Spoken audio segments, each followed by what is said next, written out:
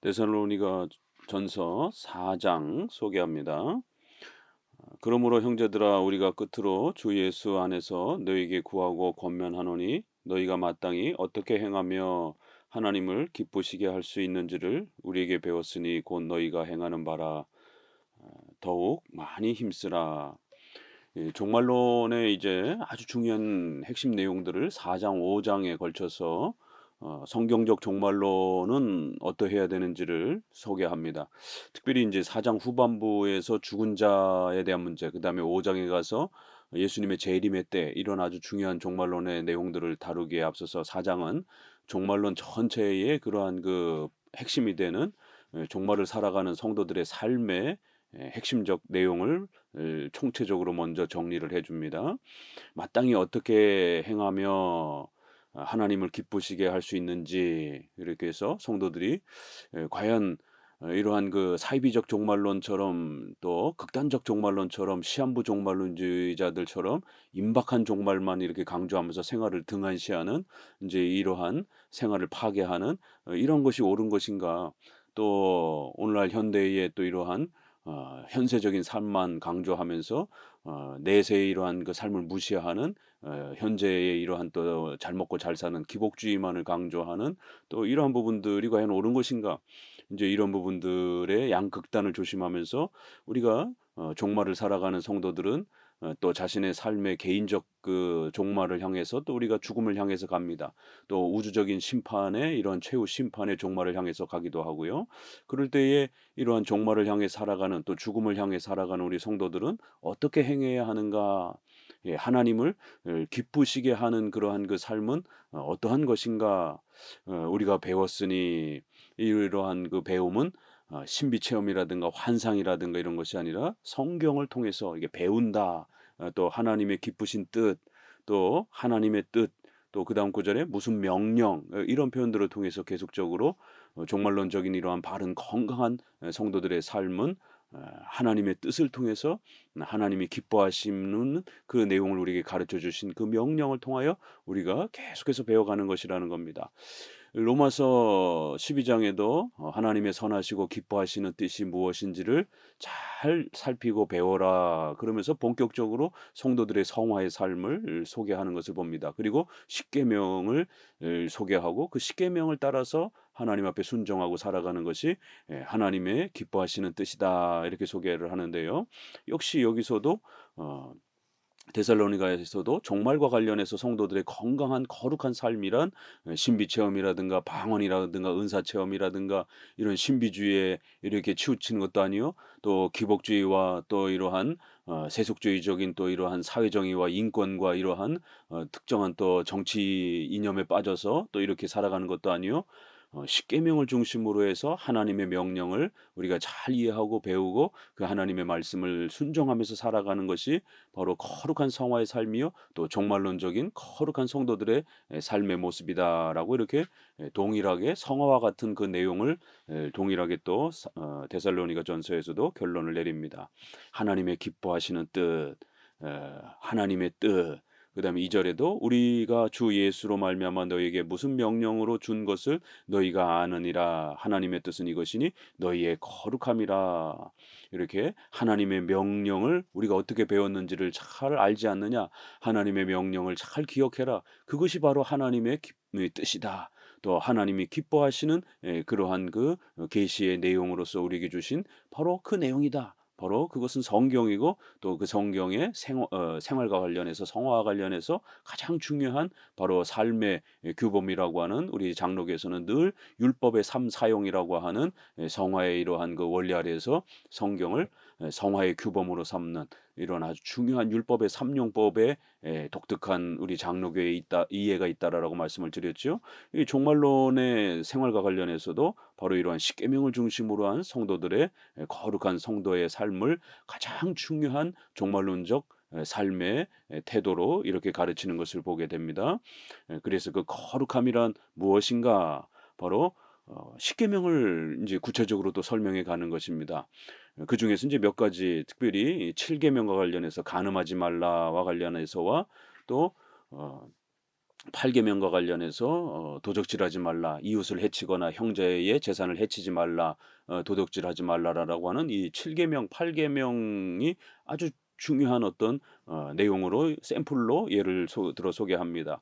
곧 음란을 버리고 각각 거룩함과 존귀함으로 자기 아내를 대할 줄 알고 이렇게 하나님을 모르는 이방인과 같이 세욕을 따르지 말라.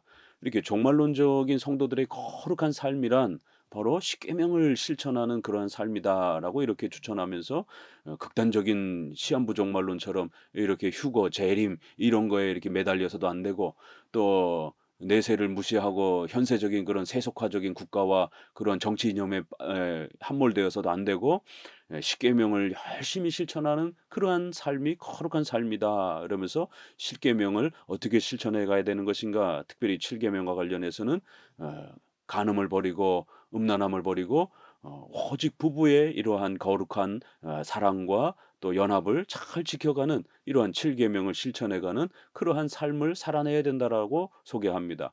이 칠계명을 아주 멋있게 소개하죠. 각각 거룩함과 존귀함으로 자기 아내를 대할 줄 알고 그래서 칠계명의 이러한 그 성취에 있어서는 우리가 앞부분에서도 거듭거듭 몇 번 말씀드렸지만 칠계명의 표면적인 그러한 명령은 간음하지 말라, 음란 또 이러한 간음 이런 부분들을 철저히 금지해야 된다라고 경고합니다. 그것을 우리가 실천할 때는 오직 부부만이 합법적인 결혼이요.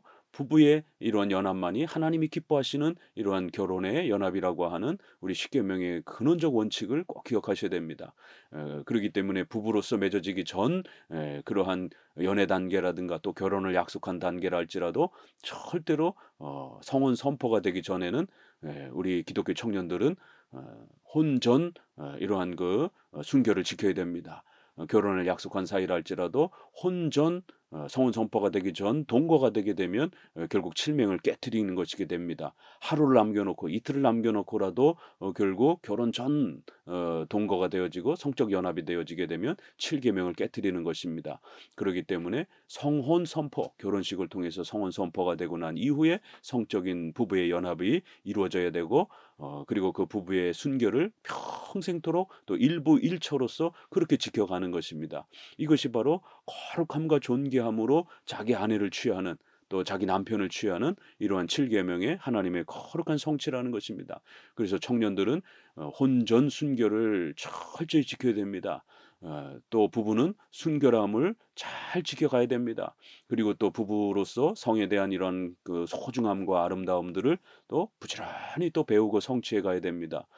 부부로서 이 성에 대한 부분들을 또 등한시하고 상대방에 대한 책임을 등한시하고 부부가 살아가는 데 있어서 성의 이 연합과 즐거움들을 또 발전시켜 가지 못하는 것 이것도 또 십계명의 칠계명을 온전히 또 성취하지 못하는 칠계명을 결혼은 했지만 부부의 이러한 성에 대한 부분들을 등한시 여기고 외면하고 소홀히 여기는 또 이런 것도 문제가 됩니다. 거룩함과 존귀함으로 자기 남편과 아내를 취하라라고 하는 것은 신자인 부부로서 결혼에 대한 이런 부분을 소중하게 그렇게 성취해야 되고 또 일부일처제로서 부부로 만났을 때는 반드시 서로의 순결을 지키면서 부부 외에 그러한 간음이 일어나지 않도록 다른 배우자와 다른 그러한 그 사람과 성적 연합이 일어나지 않도록 몸과 마음을 온전히 자기 배우자에게만 집중하면서 또 그렇게 서로가 부부의 성에 대한 이러한 즐거움과 연합을 충분히 또 이렇게 만들어 가라는 겁니다. 거룩함과 존귀함이라는 이 단어 안에 아주 큰 의미가 담겨 있는 겁니다. 성에 대한 하나님의 이런 축복과 은혜가 또 함께 담겨 있는 겁니다. 히브리서 13장 4절에도 모든 사람은 결혼을 귀히 여기고 침소를 더럽히지 않게 하라. 음행하는 자들과 간음하는 자들을 하나님이 심판하시리라. 이런 표현도 그렇고요. 또 베드로전서 3장 7절에도 보면 남편들아 이와 같이 지식을 따라 너희 아내와 동거하고 그를 더 연약한 그릇이요 또 생명의 은혜를 함께 이어받을 자로 하라. 귀히 여기라. 이는 너희 기도가 막히지 아니하게 하려 함이라. 이러면서 부부의 이러한 사랑과 연합은 우리의 경건 생활과 아주 또 이렇게 밀접하게 연결되어 있기 때문에 경건 생활을 등한히 하면 부부 생활이 등한시 되어지고 또 경건 생활이 또 풍성해질수록 또 부부 생활도 더 더 열정적으로 부부가 서로 사랑하는 거꾸로도 마찬가지고요. 이렇게 십계명이란 단순히 윤리적 차원뿐만 아니라 우리의 경건과 신앙의 이러한 그 은혜의 충만함과 아주 긴밀하게 맞물려 있다라는 거예요. 거룩함과 존귀함이라고 하는 이 경건이 부부의 또 사랑과 연합과 또 성적인 또 부부의 이러한 즐거움과 기쁨으로써 부부가 단단히 하나가 되는 또 이러한 부부의 연합과 경건이 아주 절묘하게 조화를 이루면서 함께 성장해 간다라는 겁니다. 경건한 그 모습이 성장해 가면 부부의 사랑과 연합이 더 깊어지고 또 부부의 사랑과 연합이 깊어지게 되면 경건도 풍성해진다라는 것이에요. 그래서 자기 아내를 잘 이렇게 사랑하고 그 아내만을 사랑하고 아내만을 또 이렇게 성적으로 연합하면서 그렇게 살아가야 한다라는 것이에요. 이방인과 같이 세격 다른 여자, 다른 남자에게 마음을 빼앗기고 일부 일처를 넘어서서 그렇게 일부 다처라든가 또 일처다부라든가 또 이런 다자 이런 성애라든가 또 이러한 성의 일부 일처를 넘어서는 이런 헬라 1세기 당시에 이런 다자 성교라고 말합니다. 그래서 한 남자가 여러 여자를 또 한 여자가 여러 남자를 또 여러 남자와 여자끼리 또 복합적인 그런 성교 이러한 그 로마의 아주 추잡하고 더러운 이러한 그 성에 대한 부분들을 벌써 1세기 당시에 이렇게 성경은 이방인과 같이 세격을 따라 이렇게 악을 행하지 말라라는 거예요. 오늘날 동성애 문제라든가 다자성애라든가 오늘 우리 시대에 또다시 도전받고 있습니다. 그렇기 때문에 기독교인들은 절대로 일부 일처만을 고집해야 되고 이것이 성경적 원리임을 명심하셔야 됩니다. 또 8절에 이 일의 분수를 넘어서 형제를 해하지 말라. 이는 우리가 너희에게 미리 말하고 증언한 것과 같이 이 모든 일에 주께서 신원하여 주심이라. 이 분수를 넘어서 이렇게 기준을 넘어서서 형제를 해치지 말라. 그래서 이 일에라고 하는 부분은 앞부분에 이러한 그 부부의 어떤 문제를 설명하는 것인가? 아니면 6절은 8계명에 대한 형제와의 싸움에 대한 다툼에 대한 부분인가라고 했을 때 6절의 연속으로도 보기도 하고 또 분리된 또 형제의 사랑에 대한 부분을 또 언급하기도 합니다. 좀 더 분리해서 보게 되면 앞부분은 7계명 또 뒷부분에서는 또 이제 이와 같이 또 형제와 관련해서 사랑하고 서로 화목하게 지내라. 형제의 재산이라든가 형제와 싸운다든가 그럼 이제 이건 6계명에도 해당이 되고 또 8계명에도 해당이 되는 자기에게 주어진 재산과 자신의 삶의 이러한 그 책임을 또 자기에게 주어진 분량을 잘 이렇게 지켜가야지 남의 것을 빼앗고 싶은 남의 것을 이렇게 넘보는 이런 악한 행위들을 행하면 안 된다라는 것입니다.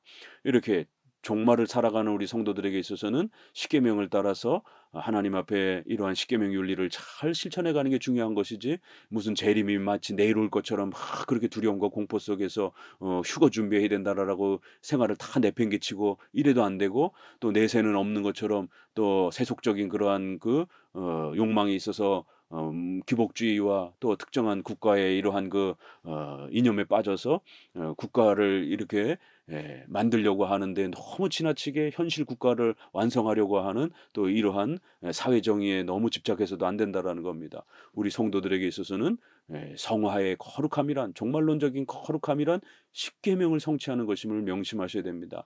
그래서 하이델베르그 교리문답, 소유리문답, 제네바 교리문답 모든 교리문답마다 성도들의 성화의 규범으로 십계명을 우리 종교개혁의 전통으로 가르쳐 왔다라는 사실을 명심하셔야 됩니다. 7절 하나님이 우리를 부르심은 부정하게 하심이 아니요 거룩하게 하심이니 그러기 때문에 종말론적인 이러한 건강한 성경적 삶이란 거룩함을 십계명을 따라서 살아가는 이 거룩함을 성취하는 것이 하나님의 뜻이다. 하나님께서 우리를 향한 부르심이다라고 이렇게 아주 분명하게 그 기준을 다시 소개합니다. 그러므로 저버리는 자는 사람을 저버림이 아니요 너희에게 그의 성령을 주신 하나님을 저버림이라. 우리 이렇게 기독교 윤리는 단순하게 그런 돈에 대한 문제, 부부 생활에 대한 문제, 국가 사회에 대한 문제로만 끝나는 게 아니라 그것은 경건 생활과 반드시 맞물려 있다라는 것을 또 이렇게 강조하는 것입니다. 그거는 단순한 사람과의 이러한 윤리를 저버리는 것이 아니라 그의 성령을 주신 하나님을 거부하는 것이고 그런 윤리 십계명의 윤리를 파괴하게 되면 하나님의 명령을 거역하는 것이고 하나님의 뜻을 저버리는 하나님께 불순종하는 이러한 심각한 경건의 불순종의 문제가 발생이 된다라는 것입니다. 그렇기 때문에 십계명을 잘 성취하고 순종하게 되면 우리 성도들의 경건과 믿음이 자라가는 겁니다. 믿음이 자라갈수록 또 우리 성도들은 십계명의 또 이러한 윤리적인 또 이러한 부분에서도 인격적으로 더욱 성장해 간다라는 것입니다. 이렇게 장로교회의 성화의 원리, 종말론적 성도들의 삶의 원리란 이렇게 십계명과 성령의 충만함의 은혜가 함께 연합이 되는 이런 원리이지 오늘날 무슨 성령 세례라든가 제2의 성령 세례라든가 방언 체험이라든가 이런 은사 체험으로 이렇게 자꾸 치우치는 그러면서 십계명의 이런 부분 등한시하게 되는 또 십계명을 너무 지나치게 또 이렇게 특정한 한 부분만 빼어 가지고 마치 사회 정의와 인권을 마치 국가적으로 성취하려고 하는 또 이런 부분들도 또 한쪽으로 치우쳐져 있는 잘못된 부분입니다. 갈라디아서 5 장에 있는 말씀처럼 너희가 성령으로 인도되어지고 성령과 함께 동행하고 이렇게 권면이 나올 때 성령의 열매는 이러면서 사랑과 희락과 온유와 절제 이런 전 인격적인 우리 성도들의 인격의 변화 또 십계명의 이러한 그 실천 이런 부분들이 성경에서 말하는 성도들의 성화의 거룩함에 또 종말론적인 또 이러한 성도들의 거룩함임을 거듭거듭 강조합니다. 그래서 부부가 일부일처로서 십계명의 원리를 잘 실천하게 되면 각각의 성도들의 경건이 높아져 가는 겁니다. 또 8계명의 또 6계명의 이러한 부분을 잘 성취하고 형제와 사랑하고 또 부지런히 게으르지 말고 노동을 통해서 8계명을 성취해 가게 되면 경건이 또 성장하고 자라가는 겁니다. 그게 성령 충만한 것입니다. 이 성령 하나님께서 우리 기독교 윤리와 이렇게 아주 조화를 이룬다라는 것을 꼭 명심하셔야 됩니다. 9절에는 형제 사랑에 관하여는 너희에게 쓸 것이 없으면 너희들 자신이 하나님의 가르침을 받아 서로 사랑함이라. 이렇게 성화의 원리도 그렇고 종말론적인 성도들의 삶의 그러한 또 부르심도 전부 다 십계명과 연결되어 있는 것이지 무슨 은사 체험이라든가 무슨 복지 국가를 만드는 사회 정의와 인권의 이런 단순한 실천이 아니라는 것입니다. 서로 사랑하고 또 서로를 아끼고 또 이렇게 하나님 앞에서 십계명의 이러한 가르침을 따라 섬기고 또 인격적으로 자라가는 바로 이것이 하나님의 큰 종말론적인 계획이라는 것이에요. 너희가 온 마게도냐 모든 형제에 대하여 과연 이것을 행하는도다. 형제들아 권하노니 더욱 그렇게 행하고 또 너희에게 명한 것 같이 조용히 자기 일을 하고 너희 손으로 일하기를 힘쓰라. 이는 외인에 대하여 단정히 행하고 또한 아무 궁핍함이 없게 하려 함이라. 요것은 또 8계명과 관련해서 조금 더 확장해서 설명을 하는 것이죠. 하나님 앞에서 이렇게 우리가 명령을 받았고 그렇게 또 가르침을 받았다라는 거예요. 계속 그렇게 실천하며 살아가라는 것이에요. 그것은 특별히 8계명과 관련해서 조용히 자기 일을 하고 열심히 노동하고 근면성실하게 또 이렇게 자기 손으로 일하기를 힘쓰라는 것입니다. 특별히 이 종말론을 잘못 배우게 되면 임박한 시한부적 종말론에 빠지게 되면 오늘날도 세대주의적 종말론의 피해가 바로 그런 부분 아닙니까? 비밀 휴거를 강조하고 7년 대환란 강조하고 또 최근에는 이러한 그 백신 음모론 뭐 이런 것들이 또 666 이러한 또 바코드 또 단일 정보 또 딥스테이트라고 하는 비밀 정보 이런 것들을 자꾸 소개하면서 성도들을 공포로 조장하는 그러면서 성도들의 재산을 빼앗고 여자 성도들은 성을 빼앗고 이런 아주 사이비적인 이러한 악한 이러한 종교 지도자들과 이런 가르침들이 있습니다. 절대로 이런 데 빠지면 큰일 납니다. 이건 아주 역사 이래로 2000년 교회사 속에 늘 그런 악한 가르침들이 악한 종말론들이 벌써 데살로니가 시대 때도 등장을 했고 그래서 의식주와 성도들의 가정, 국가, 학교 이런 성도들의 삶, 문화 이런 걸 다 죄악시하고 다 쓸데없다라고 그러면서 시한부적 종말론을 이렇게 강조하는 그리하여 어차피 내일 죽을 건데 휴거될 건데 더더욱 막 게을러지고 나태해지는 이런 아주 극단적인 이 신비주의, 은사체험 이러한 형태들 그래서 아주 금욕주의적인 더 많이 기도만 하고 더 많이 이렇게 신앙적 행위만 전념하면서 의식주와 관련된 부분들을 게을리하고 문화에 대해서 아주 반문화주의, 반국가주의적인 그런 태도를 보이면서 아주 나태하고 게으르면서 이렇게 금욕주의적인 이런 거를 마치 경건인 것처럼 이렇게 주장하는 자들이 끊임없이 있어 왔습니다. 그래서 오히려 데살로니가전서에서는 정신 바짝 차리라는 거예요. 그렇게 의식주를 부정하고 의식주를 소홀히 여기면서 이렇게 금욕주의적인 이런 지나친 엄격함을 보이면서 나태하고 게으러지는 것은 결국 점점 더 가난하게 될 뿐이고 궁핍함이 찾아오게 되고 결국에는 그것은 아주 경건한 것처럼 보이지만 그거는 게으름이라는 것입니다. 결국 기도만 하고 신앙생활하고 예배에만 집중하면서 의식주와 관련된 학교 생활, 직장 생활, 결혼 생활, 가정 생활을 등한시하는 이것은 아주 악한 그런 게으름이다라고 오히려 거꾸로 책망합니다. 열심히 자기 일을 하고 또 그다음에 손으로 열심히 일하기를 힘쓰고 단정히 행하고 이렇게 열심히 최선을 다해서 일을 하라는 것이에요. 그렇게 되면 궁핍함이 사라지게 되고 물질적인 자립을 얻게 되고 또 가정과 국가와 사회, 직장 생활을 충실하게 잘 하게 되고 그러면서 우리는 하루하루를 하나님의 섭리 인도하신 가운데 최선을 다해서 살아가는 것입니다. 그렇기 때문에 오늘 우리 시대에도 이렇게 또 지나친 그 경건주의의 이러한 그 형태 때문에 금욕주의가 마치 대단한 경건인 것처럼 의식주를 멀리하고 이렇게 경건 생활에만 집중하면서 마치 그것이 대단한 어떤 경건인 것처럼 아니요. 게으르고 나태하고 오히려 이렇게 우리의 생활과 삶을 등한시 여기는 이런 아주 궁핍함을 자초하는 그러한 아주 잘못된 태도다라고 책망하고 있는 것을 봅니다. 이렇게 4장에서는 종말론적인 그 거룩함이란 십계명을 하나님 앞에서 최선을 다해서 실천하는 것이다라고 이렇게 권면하는 이 4장의 종말론적 이 데살로니가 전체의 결론이기도 합니다. 그래서 우리 성도들은 십계명을 따라서 하루하루를 우리가 언제 죽을지 모릅니다. 그건 하나님 우리에게 가려 놓으셨기 때문에 언제 최후 심판이 올지 모릅니다. 그저 하루하루를 최선을 다해서 십계명을 따라서 열심히 그렇게 살아가는 것입니다. 그러면 하나님의 섭리 인도하심을 따라 또 하나님 앞에 부르심을 또 우리가 감당하며 그렇게 살아가는 것입니다. 감사합니다.